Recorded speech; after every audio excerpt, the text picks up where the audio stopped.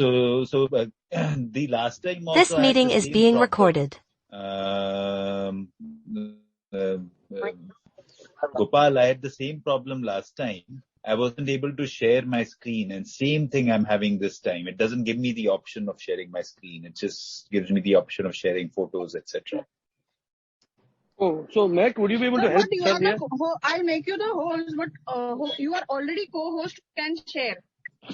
I can't share. So last time also same thing happened. This time also same thing is happening. So maybe you have to check with the tech department because normally the host I use Zoom every day, Mehak. Okay, but, sir. But only in this thing, I don't know this is how the challenge. Jadu, what can we do? Yeah.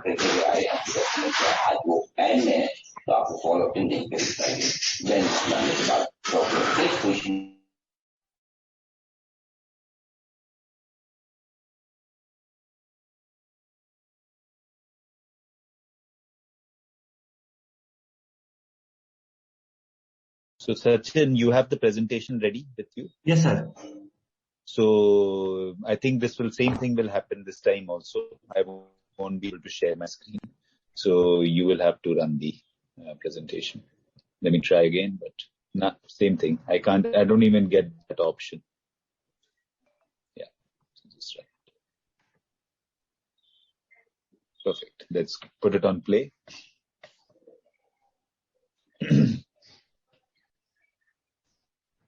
Yeah, perfect. Let's keep it here. No, keep it there.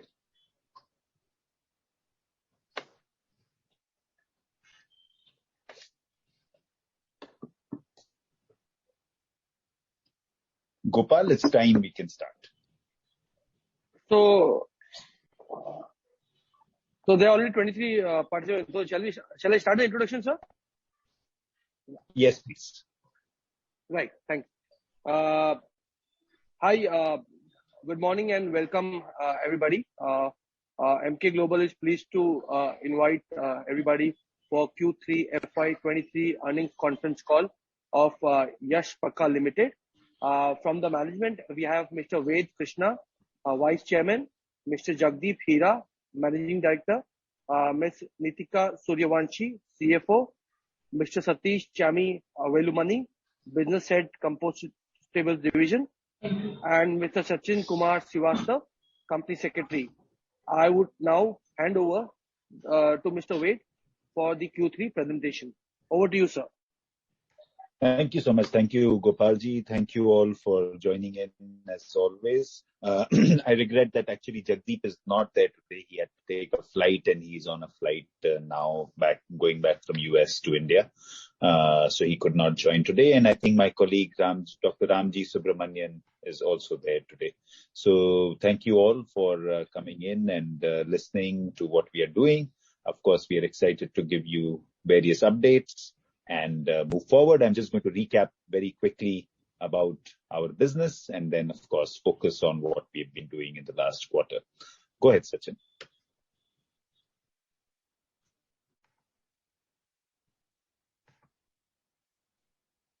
So the single idea for us is to provide regenerative packaging at scale. Go ahead.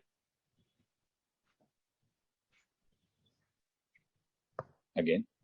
And fundamentally build most significant global enterprise for providing food packaging, carry, and service products. Next, Sachin.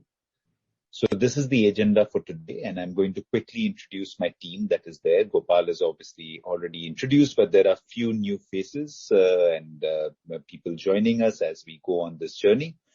So, of course, I want Nitika is going to be talking to you about financials. She's just joined us as our finance lead. Dr. Ramji Subramanian has joined as our innovations lead. And these are the two new faces that you'll see today.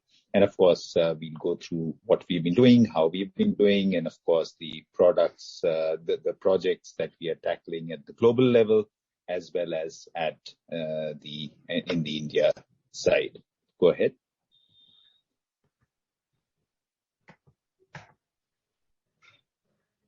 So as you're all aware, there are 3 products that we are working towards, and the singular goal is to leave the earth cleaner. And this is by way of building three unique products which will provide better biomaterials to the planet and to humankind. The first is food packaging materials, which is multiple layer substrates, the kind you use for chocolates, biscuits, potato chips, all the snacks, etc. The second is food carry, which has been our traditional business in terms of paper, but we are also, and Dr. Subramanian is also going to talk about our mineral pellets that we've just gotten into the patent phase. Of course, the compostable packaging, I'm sure remains of interest to you. And of course, it's a high focus for us as well. And we are looking forward to growing this business. And there is a certain strategy that applying, and I'm sure my colleague Satish will talk more about it. Go ahead, Sachin. So these are the key updates for this quarter from a holistic perspective. We have finalized Project Jagrati after much back and forth, as we've been talking about it probably to you for the last year. But finally, it's taken shape. I'm going to talk more about what it includes. So we'll keep moving right now. The other one is global site finalization for the global project. So more or less, we are finalizing the site in Central America. And the progress has been made where we are almost at the cusp of signing the MOU with 3 sugar mills and hopefully 2 more joining at a later stage to make it a 400 ton per day site. Next. We have great pride in stating that we have created 2 new materials which have now even further gone forward towards patenting and also for various tests, and my colleague Ramji will talk more about it. Next, please, Sachin. We have also started producing molded fiber. As you know, that we've been struggling in this domain in terms of the capacity. We have now finalized 2 sites. One is already up and going, and you probably have seen a lot of commercials and advertising in social media for our delivery containers. And the next site is also going to start within the next month, catering to the east side of the country. Go ahead, Sachin. And since Jagdeep is not here, I'm very, very proud. I would have wished that he was here because this is the highest quarterly revenue. So a big applause to the team. We've clocked 110 crores, which is great pride for us, and also the highest quarterly profit at 23 crores. And we are hoping that we'll keep making it even better. Not only that, we've just been awarded a Great Place to Work certificate for it's literally, first we were awarded a Great Place to Work, a gold certificate, and now it's in the top 50 manufacturing facilities or companies in India. Not only that, again, the team has gone ahead and done a lot of work towards energy conservation, and the UP government just awarded us that award also. And beyond that, again, the next award that we've just received is the CII National Award for Water Management. And those of you who've been reading our annual reports are probably aware, but the team in the last 5 to 6 years has brought down water consumption from 110 meter cubes per ton to about 30 meter cubes per ton today. Go ahead. Nitika, do you want to talk a little more about financials? Sure. Thank you, Ved. I think it gives me immense pleasure to share with everyone, as Ved said, that this has been the most profitable quarter for us and the most profitable 9 months as well. As we can see, the numbers have improved from the last quarter, and that has been driven, besides the healthy NSR, we have been more efficient in how we've been operating, and that includes all the sectors. So I think we should be faring better. The only challenge that we see today is the increasing raw material prices, but we'll be doing our best to curtail whatever we can in the next quarter as well. Over to you, Ved, again. Yeah, let's move ahead, Sachin. So let's talk the highlights for Project Jagrati. We are going to be investing about 550 crores, and we are very, very excited about this. But the situation, the project is moving really fast. Our existing paper machine 3 is being expanded by about 12 to 15%, and focusing still on food wrappers and back paper. What is most exciting is we are setting up a new paper machine for butter paper or grease-proof paper, as butter paper is more generic, but grease-proof paper is the technical word, which actually will be the base paper for flexible packaging, as I showed you in my earlier slide, that these are the focus areas, and our innovation team has come up with some new formulations, and we are now looking forward to providing the market with a commercialized flexible packaging base. Even today in US, I was in meetings with various big organizations. We've been working with certain global entities, and there is a lot of positivity there. To support all this, there are a few things which we are doing in terms of pulp mill expansion, chemical recovery, setting up another power plant, of course, upgrade of the effluent treatment, and numerous upgrades to infrastructure to really make it even a stronger world-class global facility. So I'm very, very happy to give you a clear announcement on the Project Jagriti for Ayodhya. And of course, happy to have questions when we get to start interacting. Go ahead, Sachin. Hand over to Satish for update on compostables, please. Good morning, everybody. Thank you very much for joining us. Satish, I think, sorry, Sachin, you might have to go to the previous. I think, yeah. You may have an older presentation. Satish had updated it, but Satish, you can talk about it. Okay, so there are three major areas that we would want to touch upon. One is revenue growth. The last quarter has been the highest for compostables, and we are on track to bring the overall revenue to 2x the last year fiscal's growth. Last year fiscal's revenue number. And as we have been targeting, we are getting very close to operational break even. That is definitely in sight. And one of the key points that I wanted to address is there has been some high one-time costs, primarily due to the development on the delivery containers, which leads us into the next topic, which is the delivery containers, right? And as we've announced with a lot of excitement, we have launched the delivery containers, and yes, initially the response was a little lukewarm, but there has been some solid effort that's been put by the team, both from our sales team, our distribution partners across the country, as well as our marketing team. Sales is actually picking up. We should be running at, or we should be selling 100% of our capacity somewhere about April timeframe. We are getting very close to that already. So there has been some initial on-field quality concerns, but again, the team has done a tremendous job to address that and find the right markets. So we are doing reasonably well with the delivery containers launch. And the third big update that we have always been talking about was the outsourcing. And as Ved slightly touched upon, we have two facilities that are co-producing for us. One is the Bangalore facility. And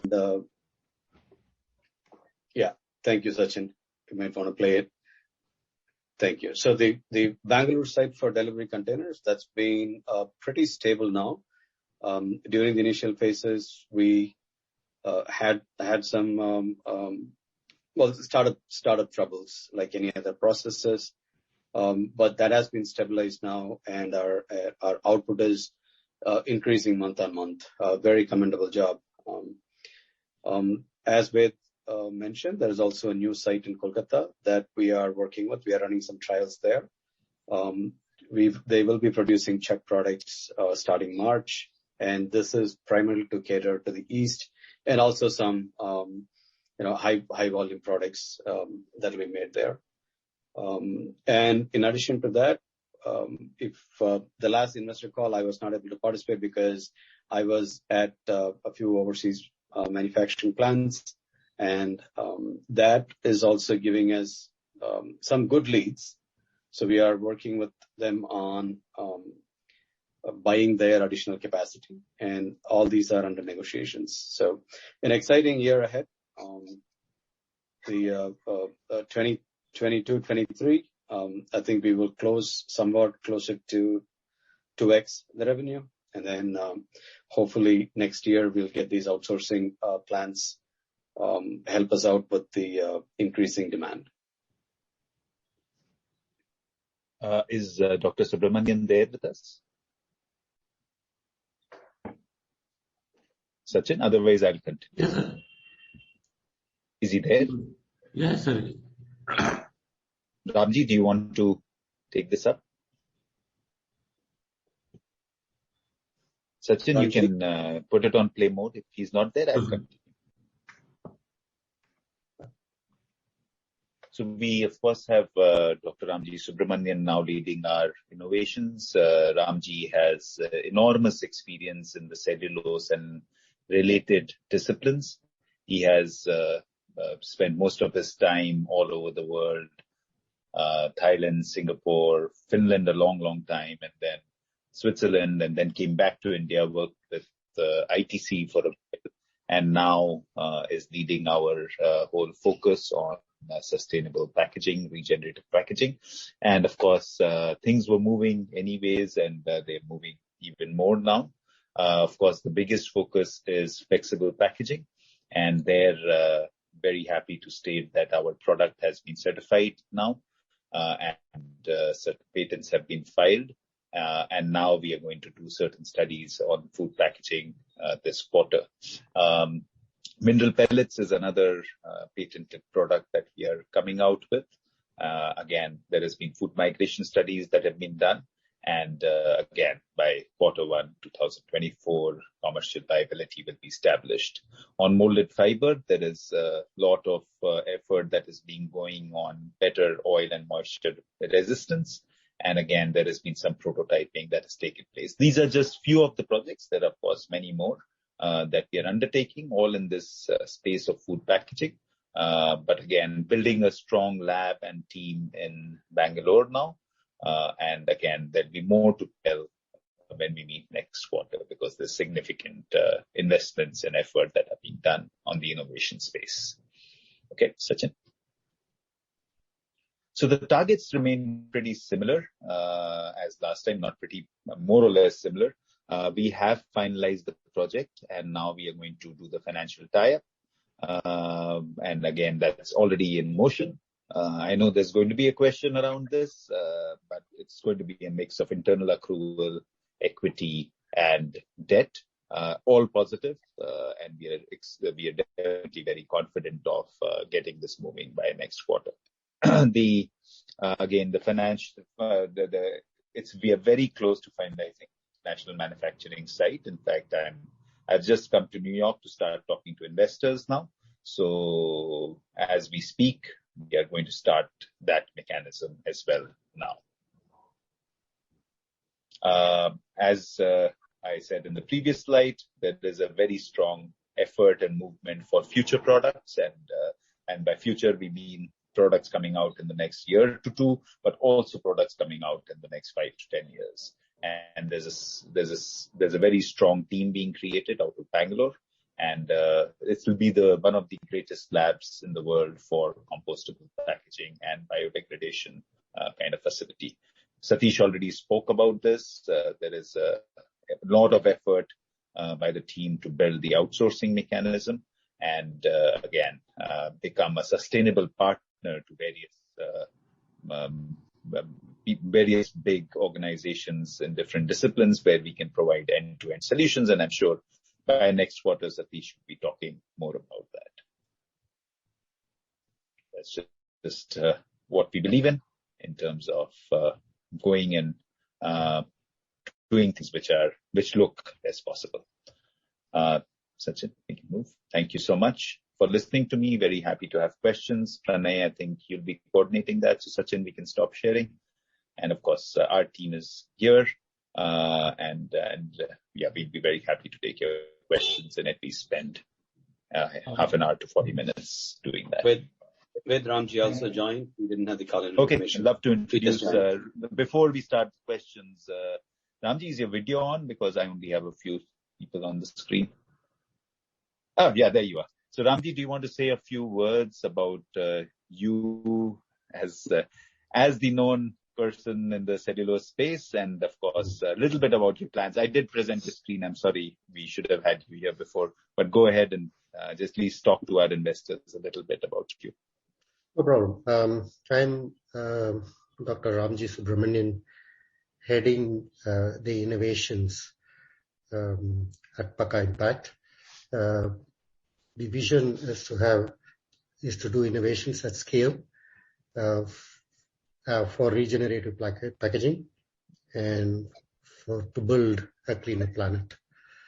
My background before this, I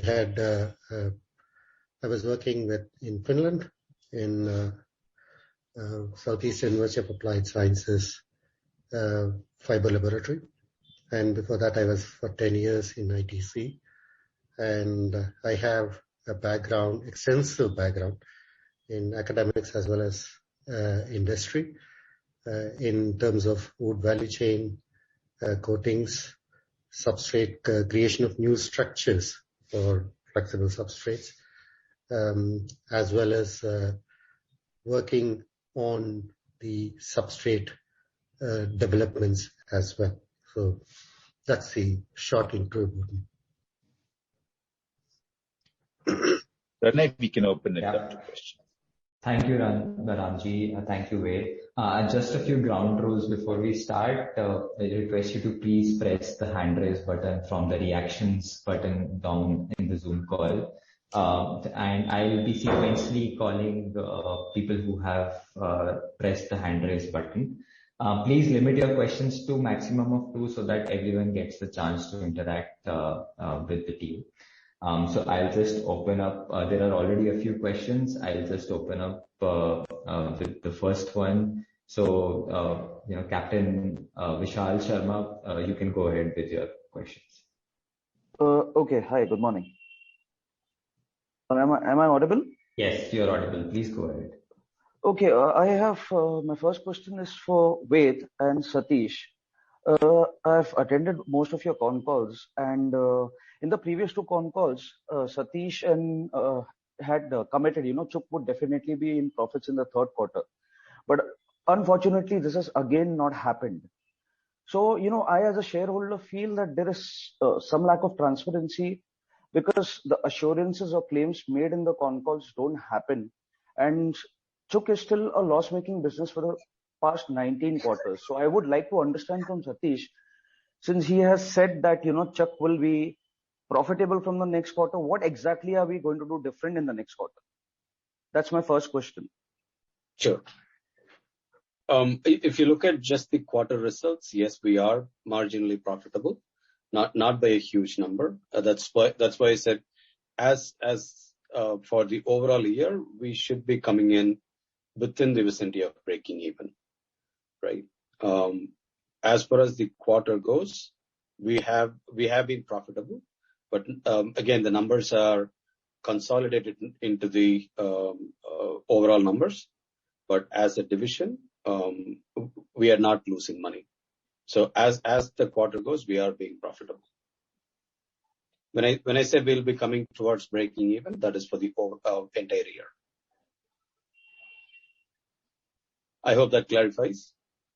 Okay, so I hope from the next quarter onwards we could see better numbers from Chuck, because it's been quite some time that we've been expecting better numbers from this division, since it is definitely a good product, but somewhere we are lacking. And why isn't it selling the way it should be? Again, a very valid concern. Again, since we are reporting consolidated numbers, we did not want to have a separate P&L to be presented here. That could again lead to confusion. So we presented only the consolidated figures. As I said, overall, the revenue is doubling. In fact, month on month, we are averaging little over 200% compared to the same period last year. That's one good thing. So the products are selling, right? And we are definitely seeing a pricing pressure from the market. So what had happened is in June, July timeframe, when the ban on single-use plastic came about, there was a huge spike in demand. The prices started going up. But then again, there are lots of players started coming into the market for production. So now the single-use plastic is easing off, if you will. So that's why we are seeing a slight downward pressure on pricing. So we are not aggressively increasing the prices, but our volumes are increasing. As I said, we are little over 2 times in terms of revenue, the same when you compare the same period last year, right? And in terms of profitability, the bigger hit, as I mentioned during the presentation, is that we had high one-time costs due to the startup of the delivery container site in Bangalore. Again, that's a very, even though we controlled it pretty well, but it's very typical for a high-speed, large-scale manufacturing to have the costs slightly higher, because we started off with 1 shift for like 15 days. We went on to 2 shifts for the next 15, 20 days. And then we went on to 3 shifts after about 30, 35 days overall, right? So the products that were produced had higher fixed costs. But as I said, over the last few months, we have done a pretty decent job in controlling the cost to bring the delivery containers under a manageable limit. Let me put it that way. Okay. So I hope to see better numbers from Chuck from the next quarter. Definitely, yes. Okay. My second question is, I as a shareholder, I've been tracking the price. I've been holding the stock for a very long time. And I want the management to intervene in this scenario, because I feel that at times the price of a stock is being manipulated. Because I'm very surprised, in September 2022 to October 2022, our stock hits a lifetime high. The FPI who was invested in our stock exits properly at a higher price. After that, our stock tanks by about 47% for no reason, no bad news which has come out from the company. As in the way the price, comes down, it feels as if has Yash Pakka stopped making packaging materials, or have they stopped making paper, or has the company stopped? What exactly is the reason for this, fall in the price of the stock? So probably maybe it's a weakness, but that's not something we as a team focus on. We leave it. We try and do good work at our side. We work day in, day out towards the singular idea that we are pursuing in terms of making good products and looking at newer products and getting our profitability well, and et cetera, et cetera. I would draw a blank when it comes to the stock prices. Yes, people come in, people come out. Maybe there is some manipulation in the market, but we want to stay away from it. So I don't even know what we can do as a company. So I don't see much intervention when it comes to that. I would say that your belief in us is what is important, and we will keep serving it by strong performance, and that's the focus. But as far as somebody coming in, playing with the stock, we are not the best people for that. You as investors understand the market more. I do get enough flack on Twitter and stuff like that, but I can listen to it, but there's not much we can do. And I understand it from your perspective, because it's your money that is invested. But from our side, what I can assure you is that we will leave no stone unturned in our effort in actual business. So that's what I can assure from our side. Because I was more concerned because, it's quite a coincidence that, they come in at a lower price and they get a very timely exit. So anyway, let's hope that this stops in the future. Yeah. Thank you, Captain Vishal. I'll move on to the next question from Ayush Mittal. Ayush Mittal, you can unmute and go ahead with the question.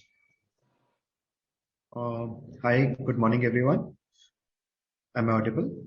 Yeah, please go ahead. Yeah. First of all, congratulations on a very good performance. My question is for Ved, sir. Hi, Ved. If we see the performance of a company, I think the big increase in profitability is also due to the upcycle in the paper sector, and we are seeing that not many companies have been doing very well.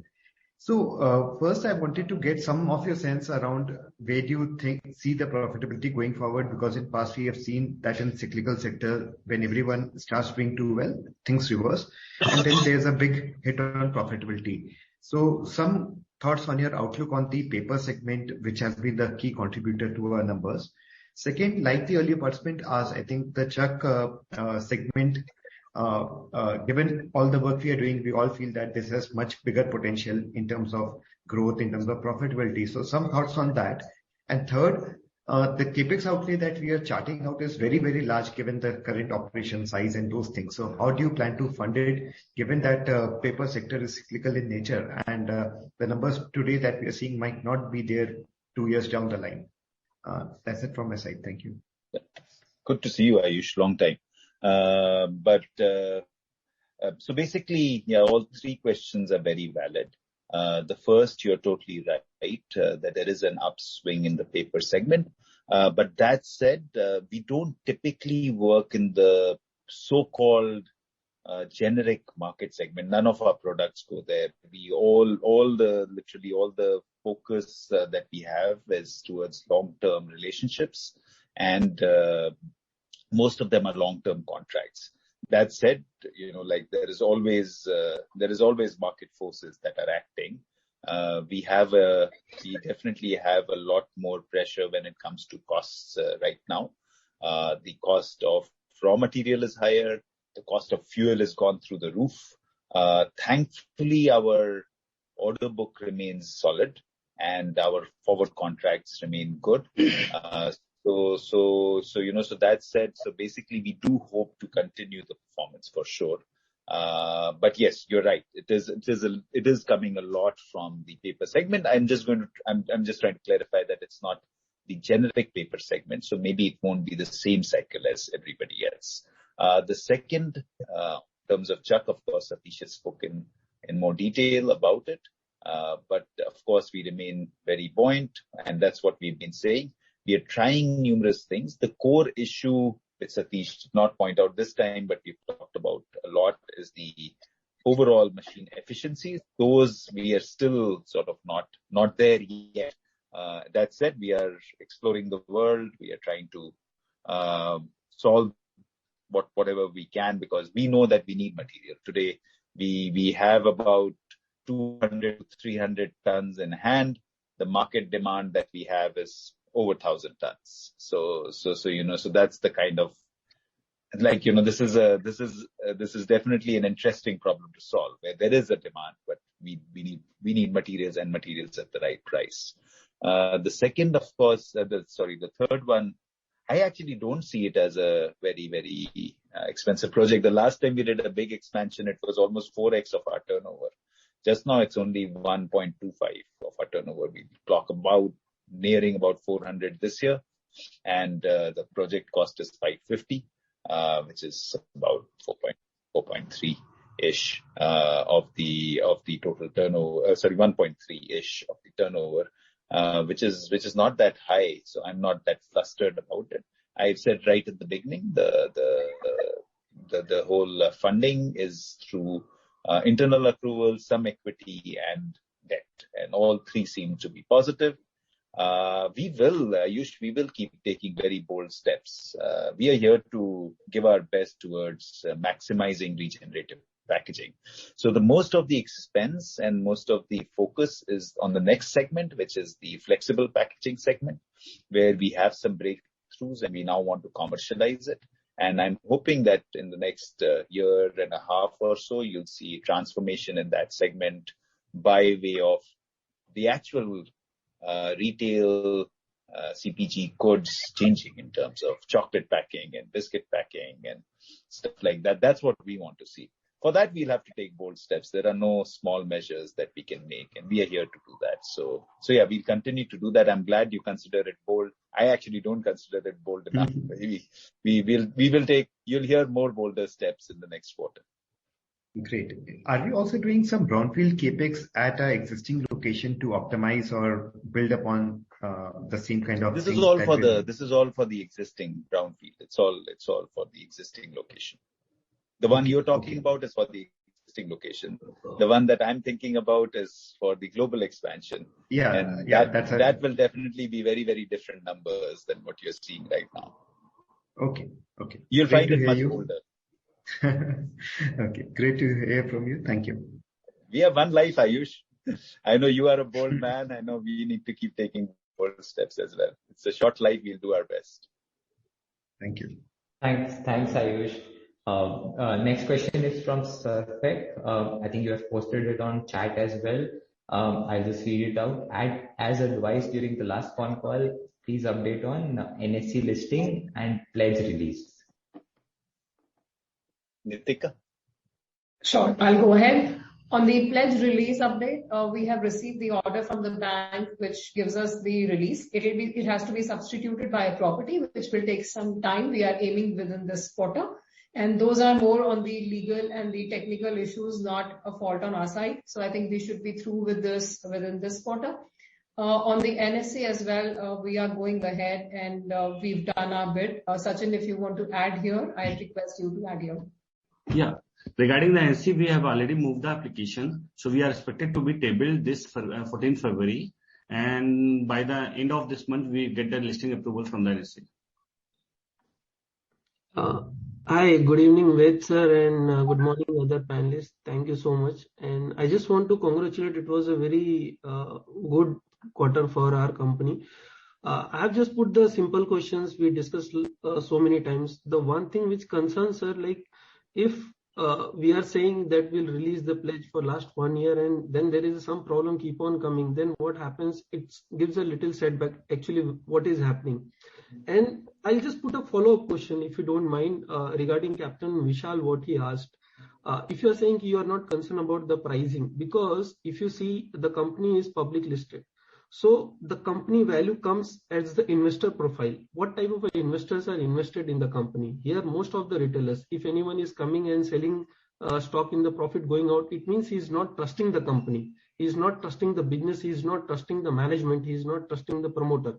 So if an investor comes and he stays for a longer period of time, then he believes in the company. So the stock price does matter a big way. Suppose if the price comes to 10 rupees, the company valuation comes down. And if you want to go for expansion, you will not get because your value is already down. So the price do matter, sir. And if it is manipulated and at 134, Aegis Investment Fund had just gone out and the price came to 87, it was quite disheartening for us. Whatever you are doing, we trust you. That's why we are invested and will remain invested with you. So just please have a look, sir, and my best wishes. And if you can say something, so I'll be very glad. Otherwise, thank you so much.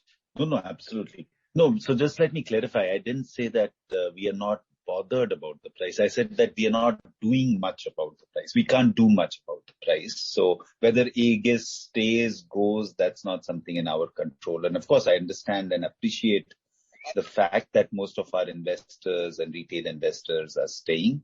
And that is something that's important for us. And we, of course, what I was trying to assure was that we will put our best foot forward when it comes to actual business.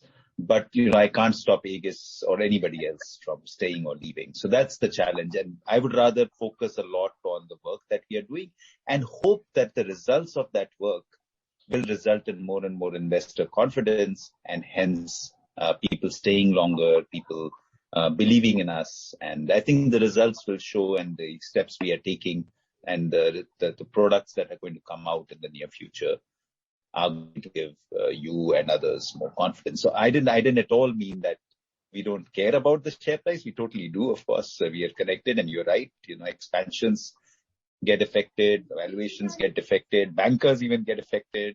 So we are totally not. But the way we definitely want to keep our focus on the actual business. So that's what I meant. Okay, sir. Thank you so much. It was a nice conference. Thank you so much. Thank you. I'll move on to the next question from Pujan Shah. You have posted on chat as well, EBITDA margins for few quarters and FY24 and 25. So, Neetika, you might want to. Yes, I'll go ahead and take the lead. Thanks, Pujan, for your questions. I'll just give you the exact numbers with me. So, for the quarter ended December 21, we were at a 22% EBITDA. Can I just request, Pranay, somebody can mute? There's some background sound. Some people are being and now it's better. Sorry, go ahead. Sure. So December 21, we were at a 22% EBITDA for the quarter. September 22 quarter, we were at 21. December 22 quarter, we are at 24. 9 months, December, we are at 23. 9 months, 21 December, we were at 27. March 22, we were at 24. So I think we hope and presume that we will be at the same levels, not as high as 27 maybe, but we should be in the early 20s for sure in 24. 25, I think, is still a long way. We'll have to see how market turns up and how the costs of the raw materials, etc., fluctuate. So I think hopefully we should be around the same numbers. Should there be a development in the industry which is out of our control, then I can't say on that. But given our performance, we should be doing better or maybe maintaining the stable levels. I hope that addresses your question. Okay, thank you. All the best for the future. Thank you. Next question is from Shashank. He has posted, I wanted to know if there is any office in Kolkata or any plant or site in Kolkata. Satish, you might want to take this. We do not have an office in Kolkata. However, we do have a partner plant that is coming up in Kolkata. We are working with them to run check products. As I mentioned earlier, by March, they will be making a few check products to serve the eastern market, if you will. Thank you. Bijal Shah, you had a question. If you have a question, please go ahead. Bijal Shah, please unmute. Yeah, hi. Just a second.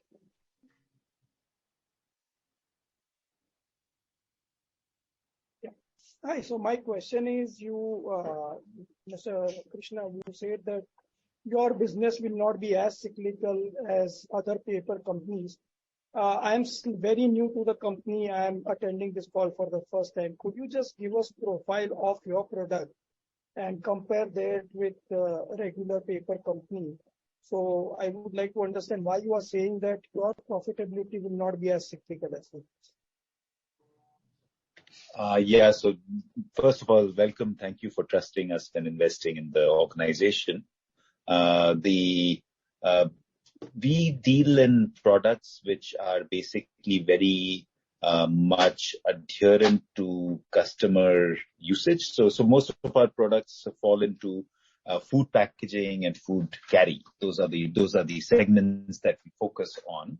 Most of our contracts are long term. So typically the cyclicality happens in, say, writing, printing or graphic papers, or it happens with packaging grades like corrugation grades or liner grades, which are more generic and they are more around commodity markets. We don't make any commodity grades as such. You will rarely see a Pakka product in the market. Like if you were to go and buy our paper in the open paper market, you'll rarely get a sheet of Pakka. So Pakka will typically be going into converters that are converting for large scale organizations in specialty applications. And hence, since the product focus is on B2B industrial, the tie-ups are a little bit longer. That said, I'm not at all saying the pricing pressures are not there. They work both ways. We have pressures on the cost side. We have pressures when the market goes down. In between, when we were in the COVID period, everybody saw that we were still selling and making money. So everybody started moving in our segments. Not that it's not easy to build the same quality and products, but it does damage the market for some time. So, of course, we are in the vagaries of business and they affect us, but overall the business model is to stay in very, very specialized products. Yeah, okay. And if I can ask second question. So as I understood from the commentary that Chuck is closer to full capacity utilization and still we are, or it will be in the month of April, so around. And still we are talking about just around break even. So how does Chuck actually become meaningfully profitable? Or is it all about scale that when you would be able to build scale, it will become profitable? Or is my understanding there are some gaps in it? Okay. I think there's a small clarification with actually provided. When we say full capacity, at the current efficiencies, we are selling out, if you will, right? Our demand definitely is up there. It exceeds the current capacity at the current efficiencies. Where we have where we do see the opportunities is to increase our own efficiency, thereby the capacity increases at our own plant as well as the cost comes down, right? So that is one area where we are definitely focused on. The second thing is, yes, definitely scale. We are, as Ved said, the demand that we see is somewhere closer to 1,000 tons per month. And in March, we should be somewhere about 320 to 330 tons a month, right? And how do we fill the gap with the same set of resources? Obviously, the fixed cost will come down dramatically when we sell 1,000 tons with the same amount of resources compared to selling 330 tons, right? So there are two-pronged approach. One is better cost efficiencies through improving our efficiencies. Second thing is achieving scale through acquiring additional capacities. Both are in the works.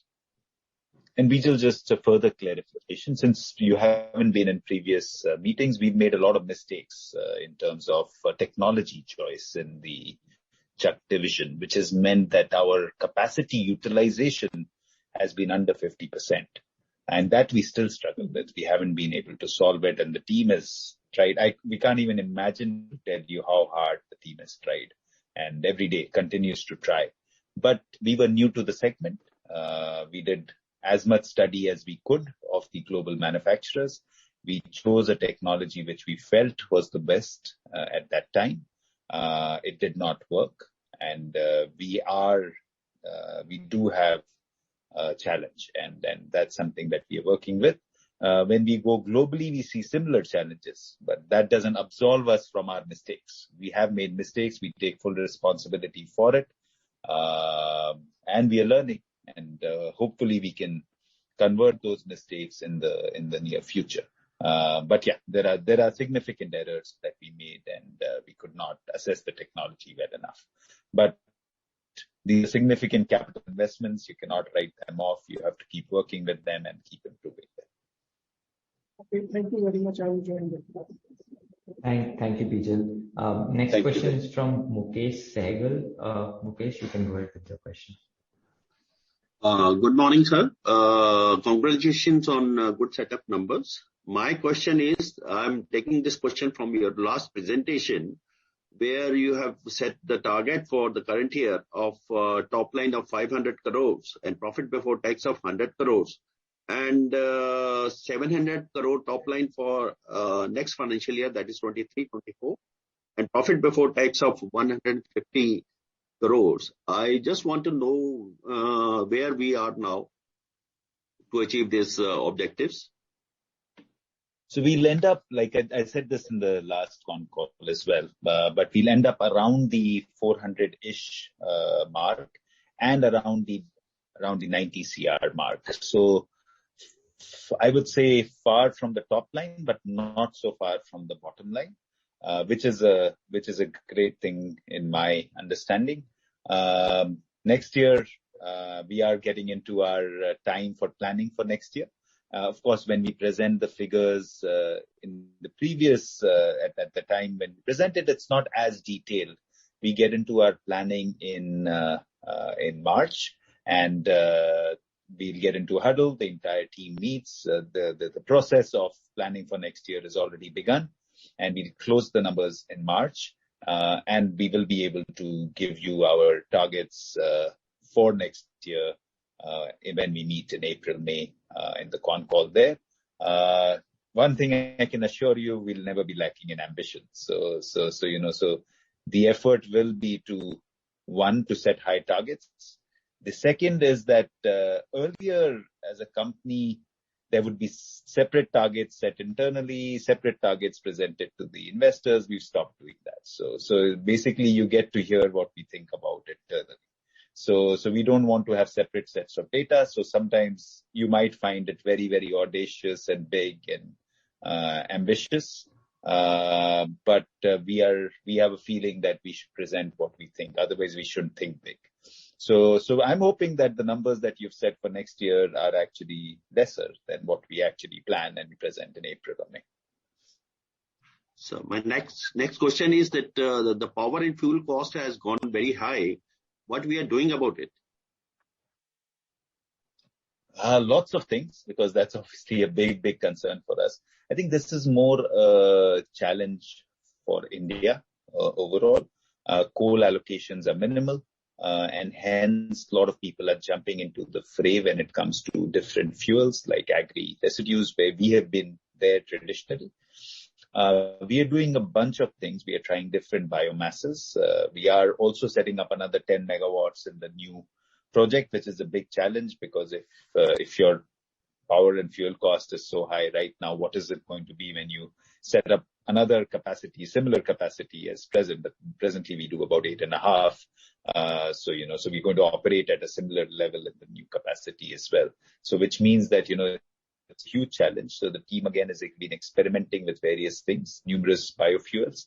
Our boilers are designed primarily right now for rice husk, which burns in a certain way. The technology is called fluidized bed, basically burns in the air, and it's made for that specific gravity. So the challenge that we have is that we can only experiment with a certain amount of fuels which are at a similar specific gravity. So that's the challenge with our technology. But what we are doing in the next boiler is to take a more multi-fuel boiler. Personally, we don't like it, because multi-fuel also means lower efficiency, because there's a wide variation in fuels, but we have to live with it. So yeah, a variety of things being done, but these are definitely totally market forces. And we can try our best to procure well, but that's where our influence ends. All right. Thanks a lot. Thank you, Mukesh. Next question is from someone who has logged in with the name of iPhone. Please, you can unmute, state your name, and go ahead with your question.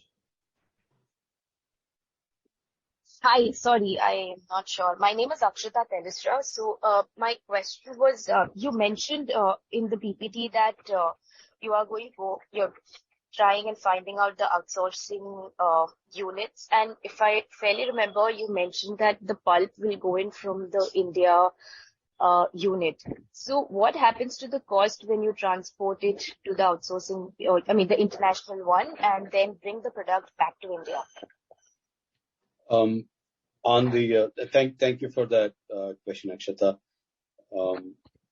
So the pulp, because of the nature of the pulp and the process limitations that we have today, we are looking at supplying pulp only to our domestic partners. With overseas partners, we are trying to use their pulp, however, with our formulation. So that's one of the reasons why there's a slight delay in getting the overseas partner started, whereas the domestic partners, again, we are on to our second partner within the next month or so. I hope that answers. And, yeah. And that said, again, so like Satish said, Akshita, the pulp transport is limited basically because we still only do wet lab pulping, which is basically that you only dry it to 35%. You don't dry it more. So you're absolutely right. You can't transport the pulp a long way and get the product back. That won't work. So it has to be nearer. In fact, ideally, ideally you stay within 300-400 kilometers. You don't want to be transporting 65% water. But just now, yes, we are doing it, but that's not a long-term strategy. And what we are doing in our Central America project as well is to make a lot of pulp, similar to what Satish is doing in India, to supply it to other. So it's the basics. Just let me explain the basics so that you understand the concept a little bit better and appreciate it. The pulp, if you dry it, we can fit 25 tons in a container. The molded fiber products are relatively lightweight and you cannot fit more than 6 to 7 tons in a container. So you want to be nearer to the customer when you're manufacturing the molded fiber products. So that's what we are trying to do. Build pulp sites which are big and then build outsource sites which are nearer to the customers, and we can then supply them pulp. But it has to be dried, just to clarify. In other sites it will be, not in India. Okay, thank you. Also on this mineral pellet thing, you mentioned in the last quarter that you are the only one in India to do this. Wanted to understand that this is the best way and therefore you have an edge here, or it is one of the way to do it and you choose to do this one? Because globally people do it and there are other ways, some people use pineapple and avocado. And, there are a lot of ways to do it. So, wanted to check on It's that. an amazing world out there, Akshita. There's so many people doing amazing things. So the genesis of the mineral pellet, and of course Ramji can come in and maybe add more technicality to it. But the genesis of mineral pellet is from a challenge that we had in our organization as a pulp making organization, that we end up with something called lime sludge, which is inert calcium carbonate. And that we are not able to make use of. Instead, we can try and recover it, but that's the best when that's not economically very, very viable.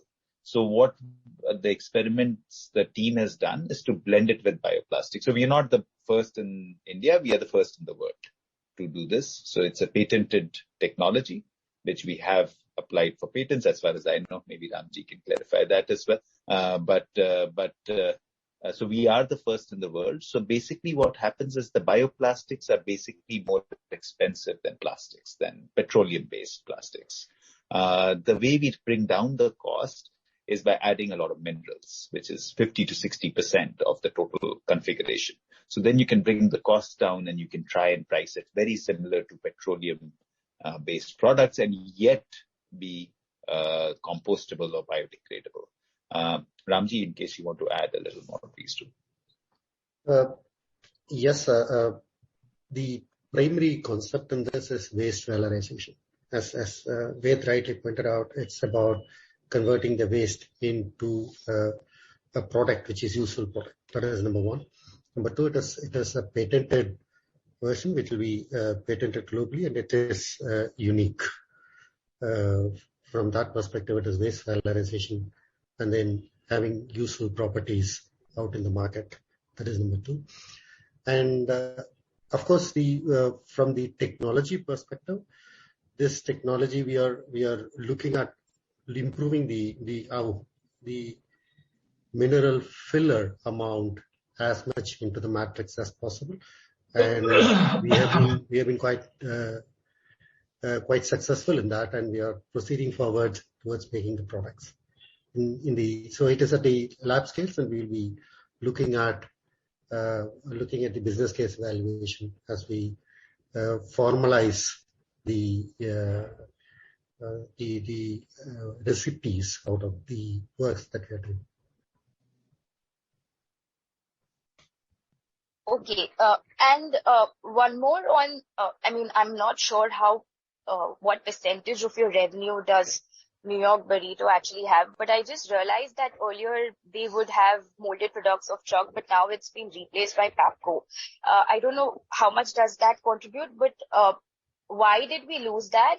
Any other QSR brand that we've lost, and why? Is it more on the pricing part, or what is it? Sorry, what was the name of the? Yeah, Satish, did you get the name?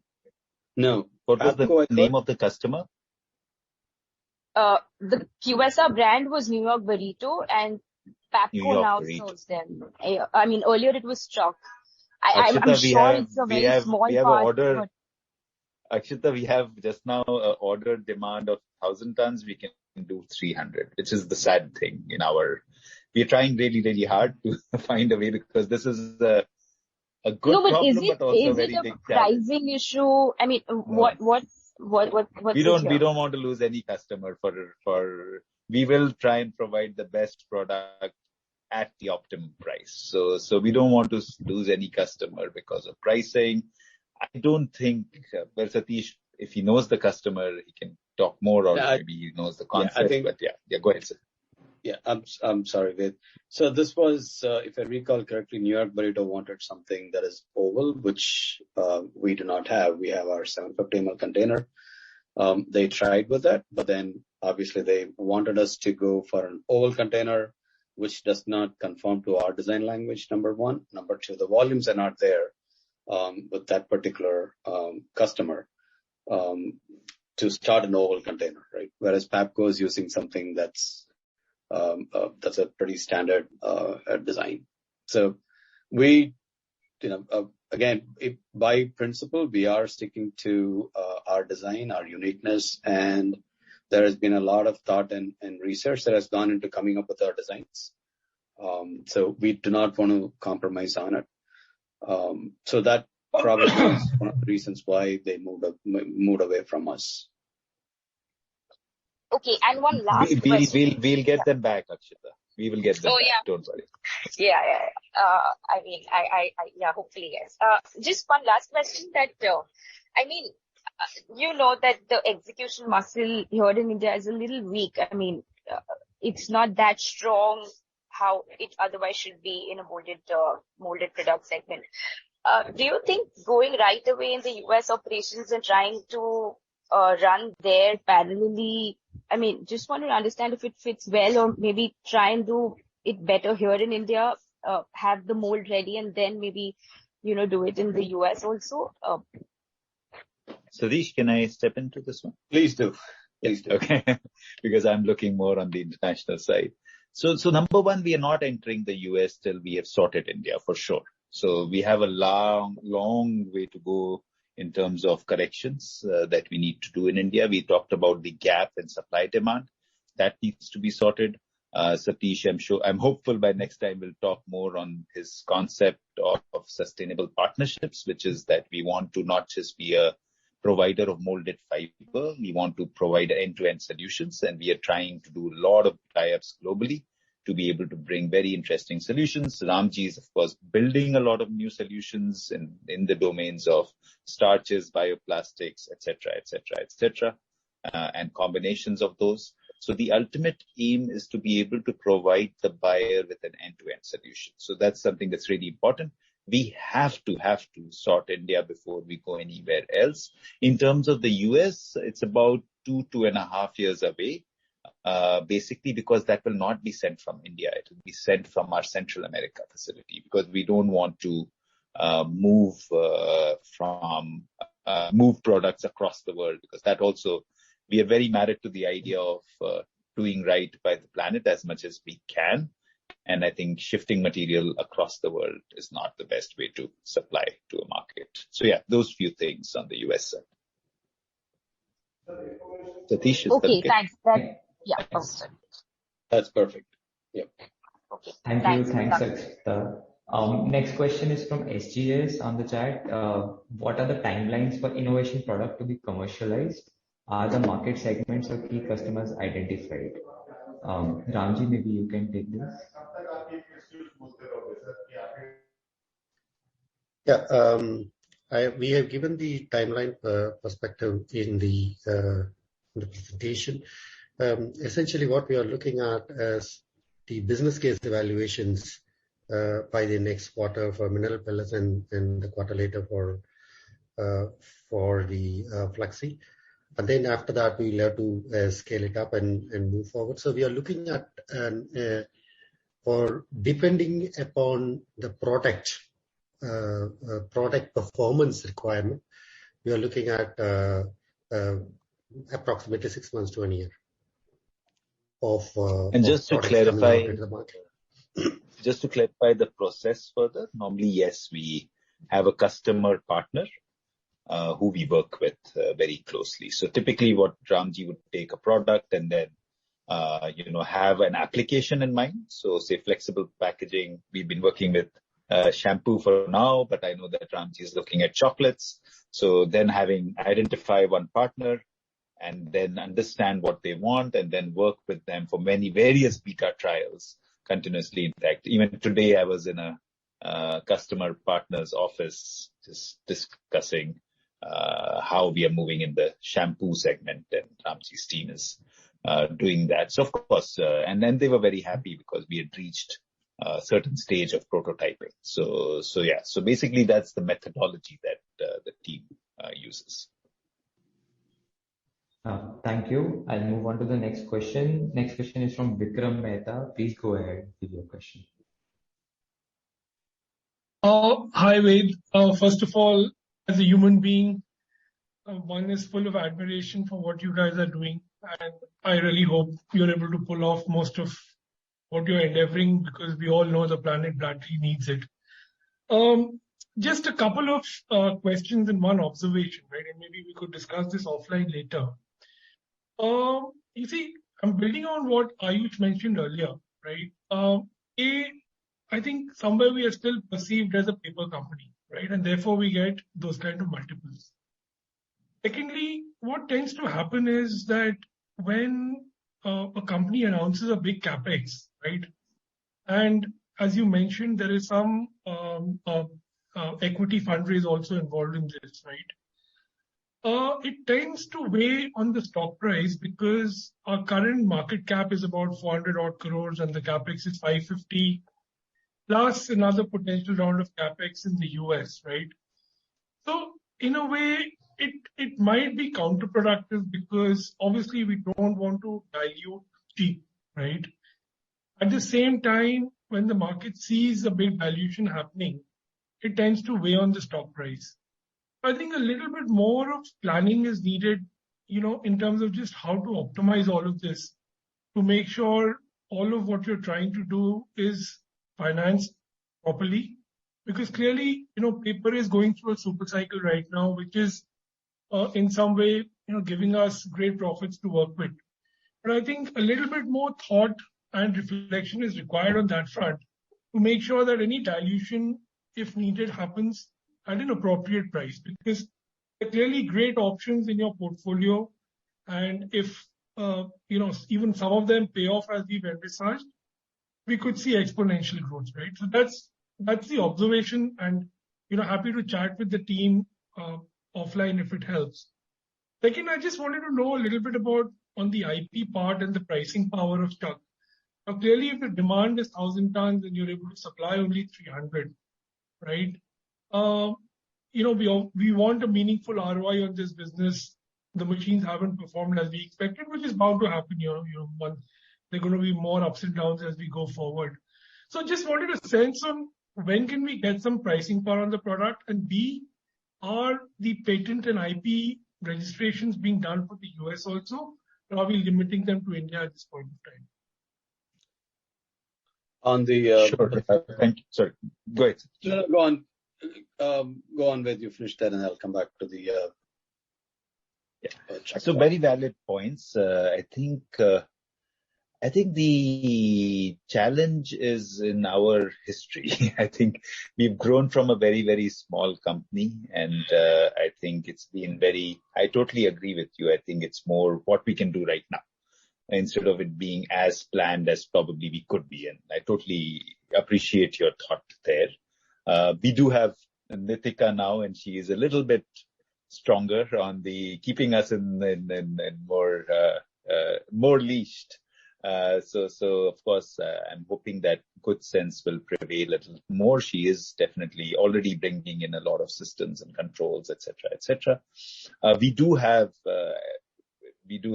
an high aspiration to be able to do impact more than anything else. And you're totally right. You can't do impact by piecemeal approach. So you have to get more strategic. We are constantly looking for people who can guide us. So yes, if you have a thought process, I totally agree. We would love to pick your brains. I think initially a conversation with Nitika maybe help, and then yes, she can loop us in. The idea for US is definitely not to invest anything from India. So the idea is we have a subsidiary in US. We will dilute our India holding. So we own 100% right now of Pakka Inc. Pakka Limited or Yash Pakka Limited right now will dilute the holding that it has. Hopefully not beyond 30% to raise the capital, and that depends on how well we pitch, how well we actually do our investor rounds and our roadshows. So that's what we are working on right now. In terms of India, I again agree with you. It's I don't see it as a huge capex, but yes, I agree with you that we can't do it from internal accruals, which would have been ideal, right?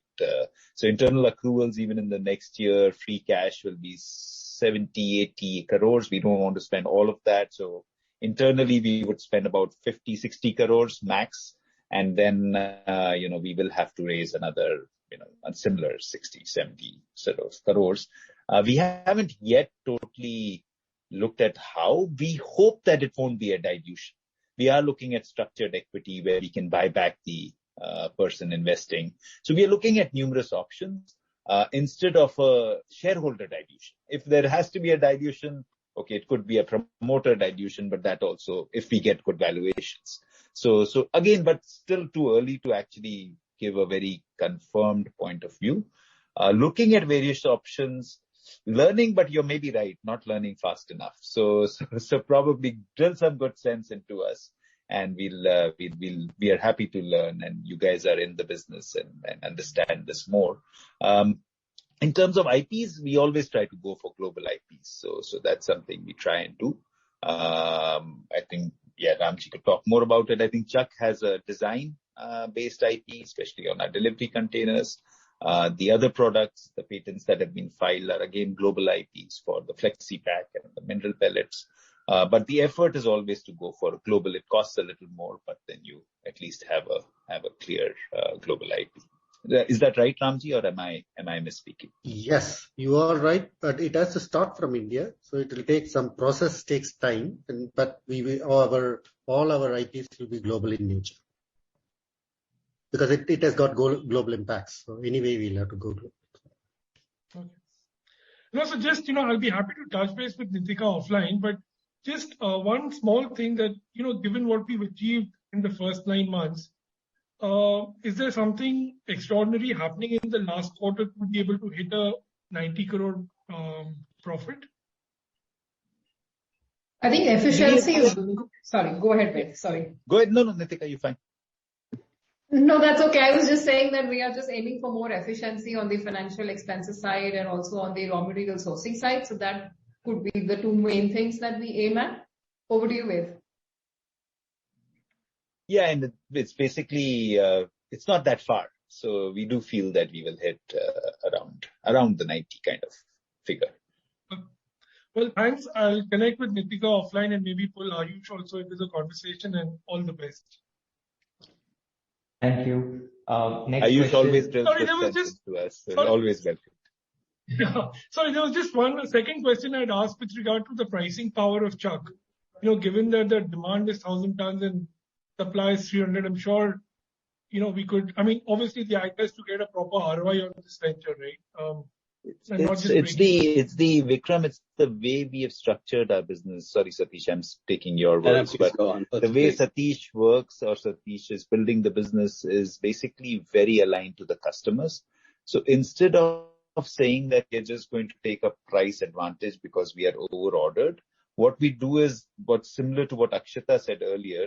We actually have to stop serving certain customers. So we choose that, say, Haldiram has been with us for a long time, Chai Point. So we choose about 5 or 6 key customers and we make sure that they are served first. But that also means we honor the commitments we made on price. So it's just a business model because we truly believe in long term, because this is a short term issue. We don't want to be, the only way you can do that is that you're just a open player in the market. Yes, I agree with you. We can probably price it 20% higher even today, and we will sell out, no doubt. But then we haven't built the bonds that you need for the next 10 years. You've been very, very opportunistic. So that's not something that we think of it as what would we feel if somebody was doing that on the other side.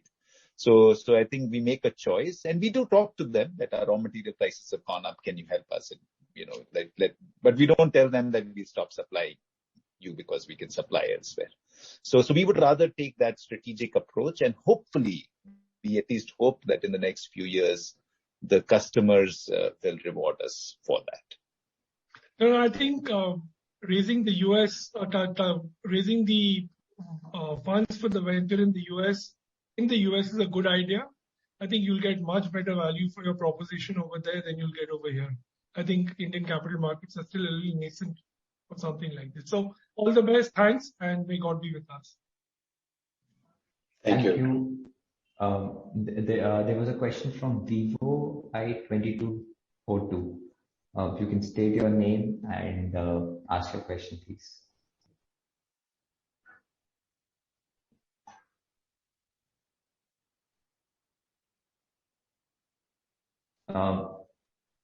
Vivo I2202, if you're there, you can ask your question.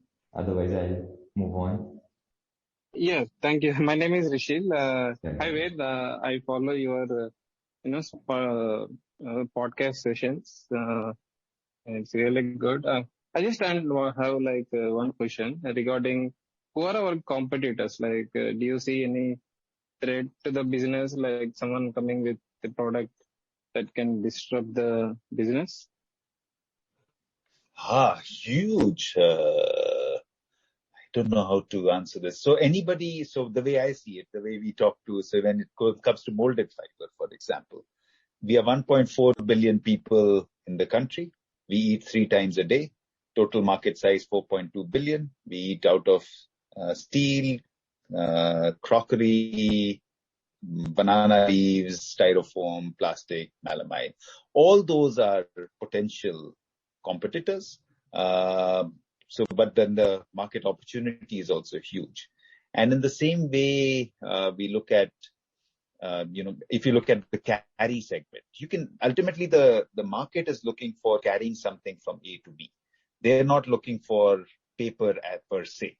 So the point is that anything that you can use to carry in terms of, it could be poly and it could be nonwovens and it could be jute and it could be paper and other papers, they are all in the same market. So the point is that we always think of it as what is the usage? And when you look at packaging, which again, we are developing in terms of multi-layered, you can look at numerous formulations within that. So there is always a challenge, but then that's what we are here for, to try and build better products. We don't focus that much on competition as such, but we focus very much on building better and better biomaterials. So that's our focus, and we'll continue to do that. Like I said, the market remains huge. There is a lot of space for everybody. But we as an organization will keep building better biomaterials. We are not here. Sometimes we are told, are you plastic warriors? Are you replacing plastics? No, plastics are amazing products. They're humans who've created it. But the challenge is that we didn't think about end of life. So what we as an organization are doing are building better biomaterials. So that's what we'll continue to do. And when we say better biomaterials, it's the performance, it's the cost, it's the availability, it's the dharma of packaging is to protect. So it's the protection itself of what is inside. So it's broad things that we discuss when we think about building products.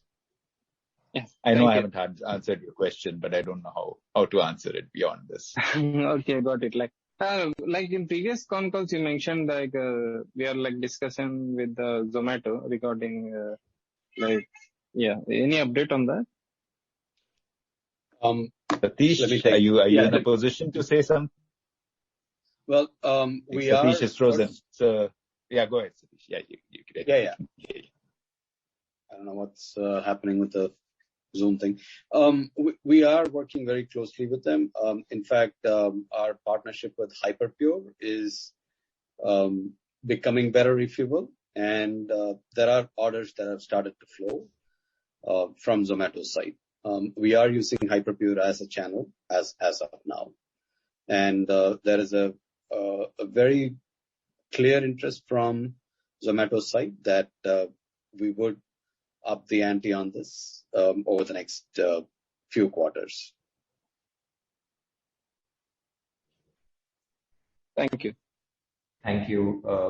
I'll move on to the next question from Rohit Chaudhary on chat. What equity dilution do you plan for further expansion and probably at what price? No idea right now. So it's too early, but by next quarter, we will know. I'll move to the next question from Dinesh Jain. Will we be getting any capital subsidy from UP State Industrial Promotion Scheme 2022 for Project Jagriti? What will be that amount? Also, will we be getting favorable allotment, etc.? Next question is, what was the amount of one-time Bangalore facility cost because of which we made a loss in molded division on a consolidated basis? And what is the present efficiency or capacity utilization of molded machinery? Sachin, do you want to answer the first bit on the UP?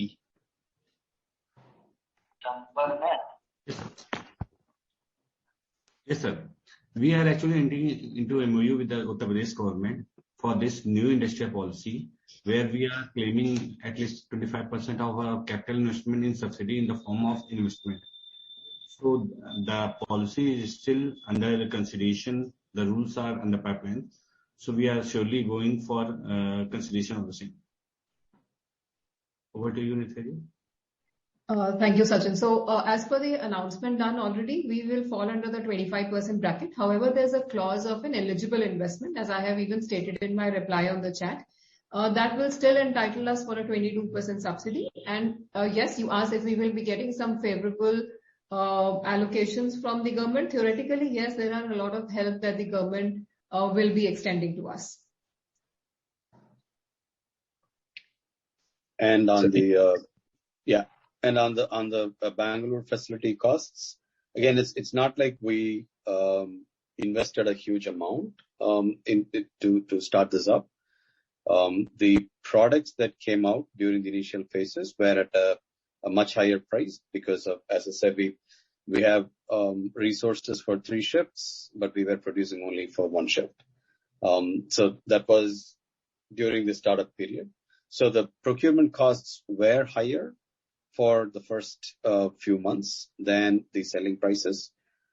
We still have a sizable amount of stock at slightly elevated prices, where we will be taking a small hit. But from February onwards, the pricing, the selling price is definitely higher than the purchase price. So the overall estimate of the losses from higher procurement price from the Bangalore plant should be somewhere in the 75 to 90 lakh range, and that is spread over the last 5-6 months. Thank you. Next question is from Sandeep Jain. What is the plan and timeline for international expansion? By when are we planning to raise funds? What will be the total amount raised, and what valuations are we looking at? Wow. Yeah, I don't know if I'm going to bite my tongue later on this one, but yeah, so basically the idea is to set up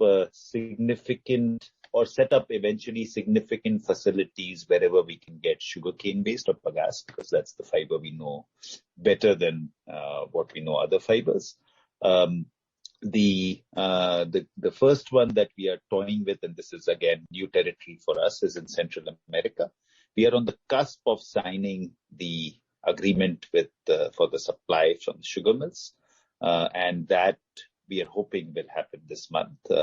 But we can't be 100% sure till there is pen on paper. So yes, everybody is assured that this month we'll close it, but till we actually put ink on paper, there's always that fear. We are entering a lot of unknown territory with our huge desire to make impact, which means a significant capital raise. So I don't want to put in a number right now. I think it'll be immature of me to say the number right now, but we are looking at significant capital raise. No dilution on the Indian company side, but dilution of the Indian shareholding in the American company will have to happen.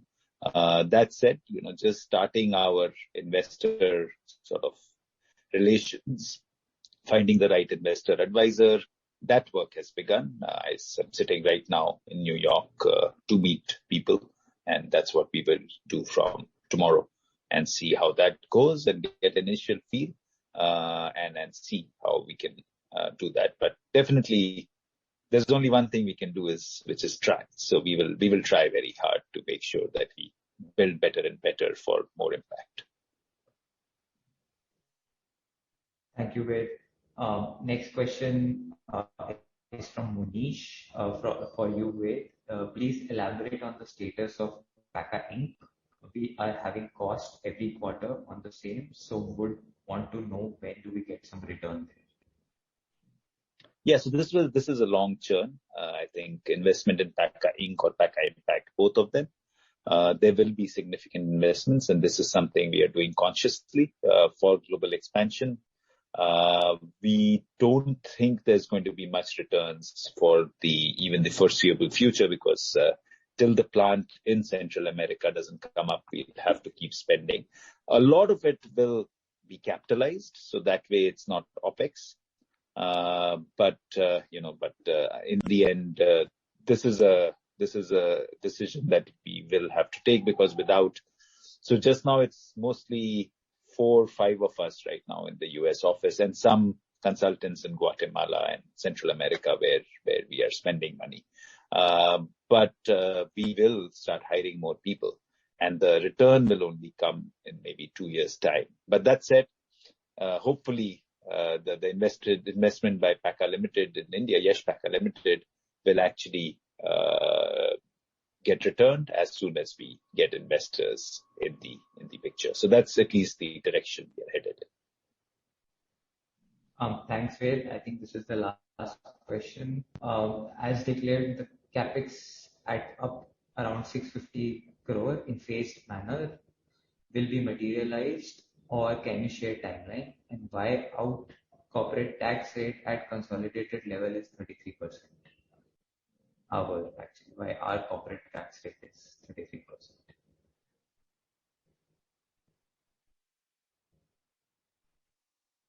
Go ahead, Nitika. Okay, so on the corporate tax side, I've already addressed. We are on a standalone of 29.5, but given that the subsidiaries are not making any profits, the total absolute value of the tax then gets divided by a smaller revenue in the consolidated, and hence the percentage on an average increases to 33%. I hope that addresses. I can probably give it over to you, Ved. Yeah, so the first part was on what was it, Pranay? I lost my chain of thought. It was to do with the investment, yeah. So the 550 crores. So typically in a capital project like the one we will be getting into, it is about a timeline of to commercialize almost 2 years because the machine deliveries are at least a year. And the project itself takes time. I'm sure the finance raising will take 3 months or so. That said, basic engineering has already started. The orders will start happening. All that will start moving. So we are hoping at least that we definitely hit the 2025-26 first quarter onwards. So that's the broad timeline that we will follow. Thank you, everyone. I think we are done with questions. Great. Thank you all. Thank you all for joining another investor call. Thank you all for having your trust in us and investing in the organization. As you can see, the team is growing and we are definitely getting great people with us, and we will keep making our biggest effort to maximize our impact. And thank you for trusting us with your investments, and we will try our hardest to make sure we live up to that trust. Thank you all. Namaste. Thank you, everyone. Thank you, everybody. Thank you.